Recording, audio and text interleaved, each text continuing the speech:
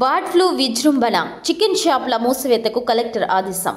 నెల్లూరు జిల్లాలో bird flu విజృంభణ కలకలం రేపుతోంది. బర్డ్ ఫ్లూ వ్యాప్తి చెందకుండా చర్యలు చేపట్టాలని సంబంధిత అధికారులకు కలెక్టర్ హరినారాయణన్ ఆదేశాలు జారీ చేశారు. వ్యాధి విస్తరించకుండా సమన్వయంతో పనిచేయాలని సూచించారు.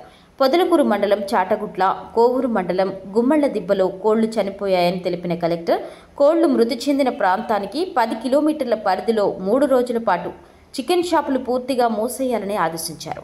1 కిలోమీటర్ పరిధిలో 3 నెలల వరకు షాపులు తెరవకూడదని తెలిపారు. చనిపోయిన కోళ్లను వెంటనే భూమిలో పాతిపెట్టాలి. పనిచేసేవారు జాగ్రత్తగా ఉండాలని సూచించారు.